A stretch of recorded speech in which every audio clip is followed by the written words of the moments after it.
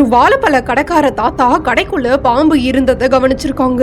உடனே பதறி போன தாத்தா ஒரு வாழை மட்டையை எடுத்து மெதுவா பாம்பை தள்ளி கொண்டு வந்து கடைக்கு வெளியே போட்டிருந்திருக்காங்க.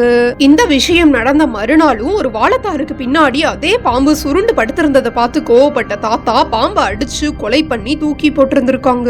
அந்த நொடியில இருந்து தாத்தா கடைக்கு வாழைப்பழம் வாங்குறதுக்கு ஒரு ஆள் கூட வராம கடை வெறிச்சு ஓடி கிடந்திருக்கு. பழம்லாம் அதிகமா பழுத்து வீணா இருக்கு.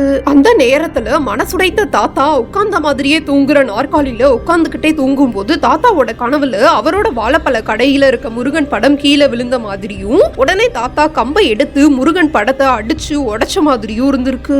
அடுத்த நொடியே அரண்டு எந்திரிச்ச தாத்தா அந்த பாம்பு சாமி பாம்பு போல அதை அடிச்சு தப்பு பண்ணிட்டோமேன்னு தெரிஞ்சுக்கிட்டு அன்னைக்கே குளிச்சுட்டு மாலை போட்டு விரதம் இருந்து பழனி முருகன் கோவிலுக்கு பாத யாத்திரை போனதாகவும் மறுபடியும் வாழைப்பழ கடை செழிப்பா ஆனதுனால தவறாம இப்ப வரைக்கும் தை மாசம் முருகனுக்கு மாலை போட்டு குடும்பத்தோட பாத யாத்திரை போகிறதாகவும் சொல்றாங்க.